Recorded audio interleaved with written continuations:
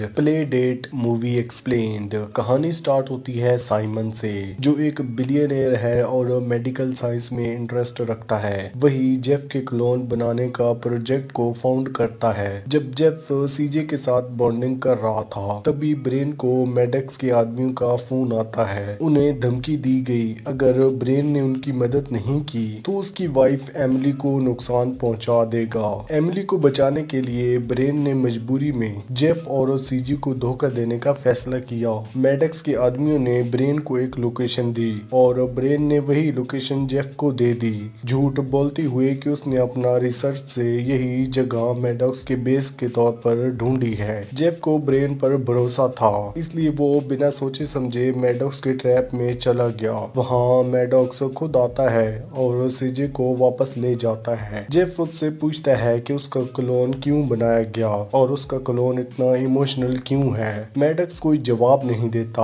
और सीजे के साथ चला जाता है। बस एक आदमी पीछे छोड़ देता है ताकि वो जेफ को मार दे, लेकिन ब्रेन चाहे अनजाने में ही सही उस आदमी का ध्यान भटका देता है और जेफ उसे पीछे से बेहोश कर देता है। धोखा देने के बाद ब्रेन जेफ से माफी मांगता है और कहता है कि उसके पास कोई और ऑप्शन नहीं था क्योंकि इमली की जान खतरे में थी। फिर वो जेफ से कहता है कि हमें सीजी को मेडेक्स से बचाना चाहिए, लेकिन जेफ थोड़ा टूट चुका होता है। उसका कहना होता है कि सीजी में कोई इमोशन नहीं है और उसे लगता है कि वो अपने बाप गॉर्डन जैसा बन गया है, जो बचपन में उसे छोड़कर चला गया था। तब ब्रेन उसे समझाता है कि वो अपने बाप जैसा बिल्कुल भी नहीं है। उसका दिल बहुत बड़ा है और एक पेरेंट होने के मुताबिक अपने बच्चे से बिना किसी शर्त से प्यार करता है। बच्चे चाहे तुरंत प्यार ना करें, चाहे उसे गुस्सा हो जाए, लेकिन एक दिन वो जरूर प्यार करेंगे। पेरेंट और चाइल्ड का रिश्ता लेना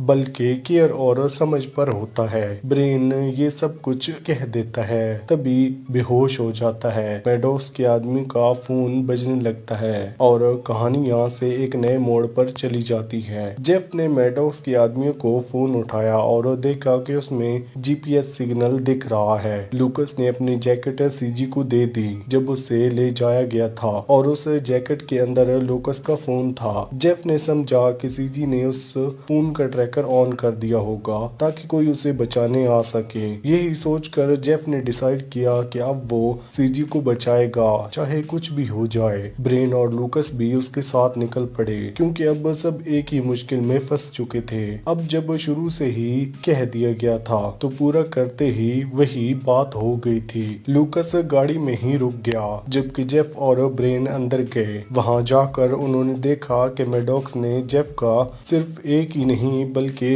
हजारों क्लोन बना रखे थे और जब सीजी क्लोन बिल्कुल जंगल और खतरनाक थे, जेफ और ब्रेन को उसने लड़ते हुए और उनसे बचते हुए भागना पड़ा। भागते भागते वो एक जगह पहुंच जाते हैं जहां इनविजिबल फील्ड था। उसके अंदर आते ही वो क्लोन उन्हें छू नहीं पा रहे थे। उन्हें लगा अब वो सेफ हैं, लेकिन तभी कुछ लोग गन लेकर आए और उन्हें एक और रूम में ले जाना पड़ा। जेफ ने थोड़ी देर के लिए उन गनमैन का ध्यान भटकाया, जिससे ब्रेन भागकर लूकस के पास पहुंच गया, लेकिन फिर भी गनमैन ने जेफ को मेडोक्स के रूम तक ले गए और वहां एक बड़ा शॉक मिला। पता चला कि जनरल कॉर्टर्स भी मेडेक्स के साथ मिला हुआ है। अब सवाल ये था कि कॉर्टर्स मेडेक्स के साथ क्यों था। जेफ एक परफेक्ट सोल्डर था, स्ट्रॉन्ग, स्मार्ट और हर मिशन में सक्सेसफुल, लेकिन उसकी एक कमी थी, वो दिल का नरम था, एक एम्पथ। एक मिशन के दौरान उसने एक बच्चे को मारने से मना कर दिया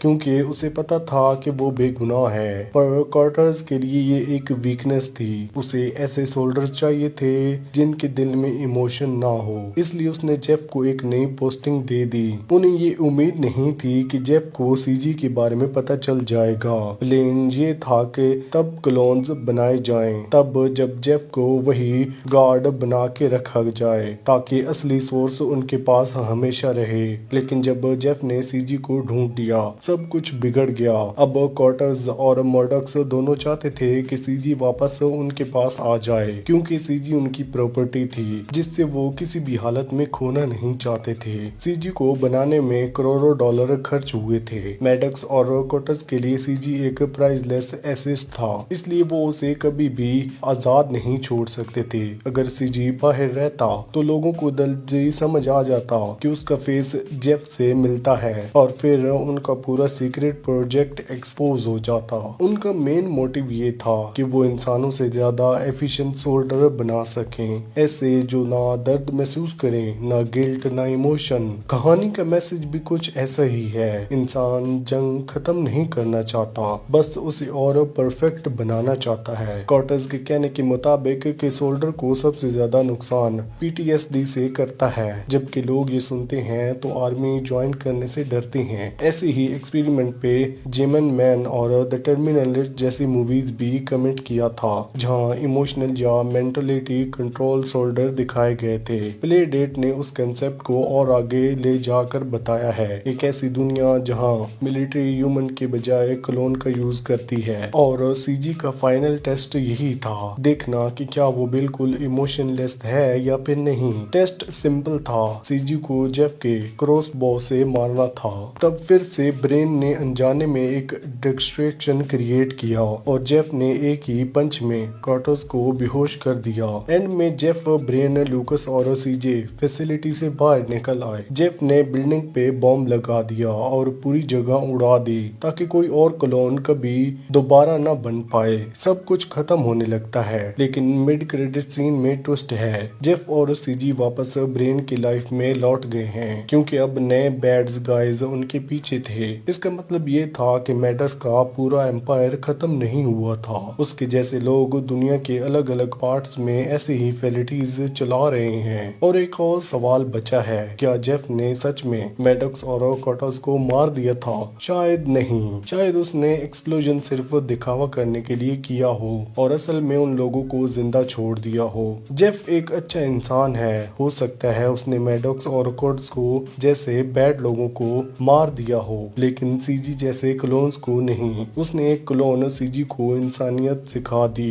तो बाकी भी क्लोन्स चाहे तो ऐसा कर सकते हैं। लेकिन एक क्लोन को सुधारना और एक पूरी आर्मी को समझाना दोनों अलग बातें हैं। जब जेफ ने ब्रेन से कहा था अब हम मेरे घर चलते हैं और चुपके से रहते हैं, तो हो सकता है उसका मतलब था कि क्लोन या मर्डॉक्स का इन्वेस्टर अब उनके पीछे हैं। अगर प्ले डेट 2 बनती है तो शायद ब्रेन की फैमिली एमिली भी टीम ज्वाइन करे। इसी के साथ ये मूवी यहीं पर एंड होती है। आपको कौन सी मूवी या फिर वेब सीरीज का एक्सप्लेनेशन चाहिए, हमें कमेंट सेक्शन में जरूर बताना। वीडियो अच्छी लगी हो तो वीडियो को लाइक करके चैनल को सब्सक्राइब लाजमी करना। Thanks for watching.